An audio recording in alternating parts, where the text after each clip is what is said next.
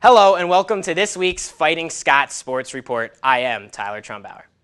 The women's soccer team started off 2014 worse than any other borough soccer team in history, but the ladies are quickly digging themselves out of that hole. Women's soccer, with the 1-4-1 Fighting Scots, look to add another win to the win column as they welcome Seton Hill to Sox Harrison Stadium last Saturday. A goal by senior Liz Debo in the 23rd minute gave Borough a 1-0 lead before Katie O'Donnell scored her first collegiate goal with that fast break shot.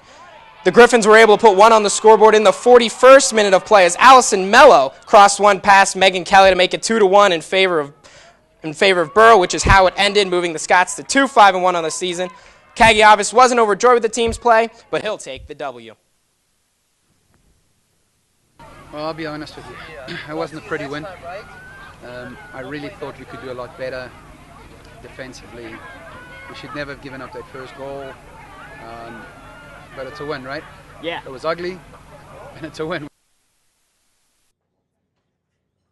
The ladies defeated Pitt Johnstown 4-0 this past Saturday to make it a 3-game win streak and improve to 3-4-1 overall and in the PSAC. The team takes to the road as it travels to Clarion on October 3rd and visits the IUP Crimson Hawks on October 4th. The women's volleyball team has been tearing up the PSAC as of late, ripping off a 10-match winning streak before it came to an end this past weekend at the hands of undefeated Gannon University.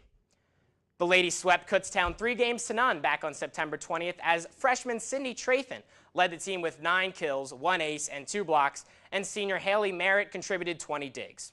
The Scots earned a 3-1 victory over Mercyhurst back on the 26th as Jen Gruber led the way with 15 kills for the ladies. And this past Saturday, Borough's streak came to an end, as I said before, as PSAC leading Gannon Golden Knights swept the match. Mara Maycock did manage 9 kills and 3 blocks, and Merritt led the way once again with 22 digs. The ladies have 3 matches on the road before heading back home to Macomb for the PSAC East-West crossover.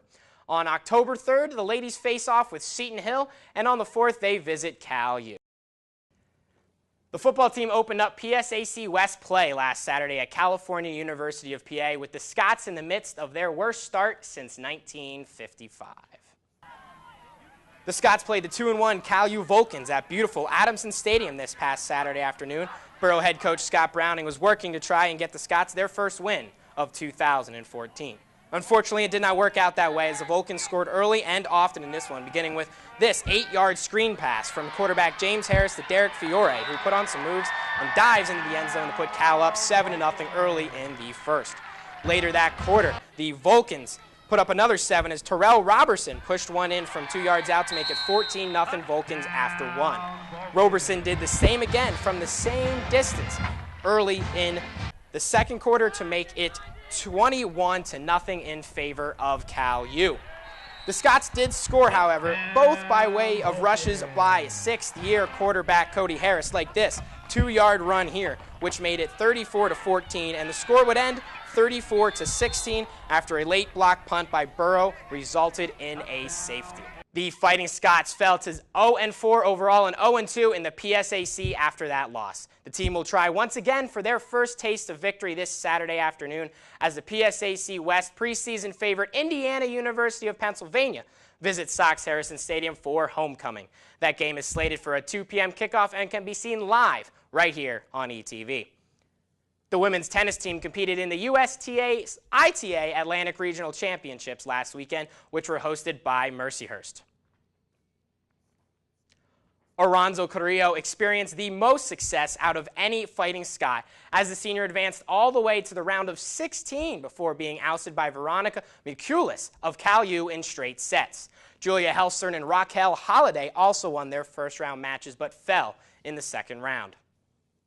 The ladies have 4 home matches before the winter break in the season. They host Westchester University on October 3rd at 1 p.m. and Shippensburg at noon on October 4th. Their male counterparts had their season opening match this past weekend as the team traveled to Walsh University in Ohio. The men struggled in the match as they fell 7-2, suffering their first loss of the 2014-15 campaign. Bruno Borgia and Anmol Sandhu claimed the only singles wins for the Scots, Sandhu doing so in straight sets. The men have just one more match before their winter hiatus as they host John Carroll University on October 11th at noon. That wraps up the Fighting Scots Sports Report for this week. Be sure to tune into ETV this Saturday for all of our homecoming coverage, which includes a football pregame show hosted by Mike Fenner of WFSC and yours truly, following the parade and leading straight into the main event, the football game. And as always, make sure to follow ETV Sports on Twitter for all the Borough athletic happenings.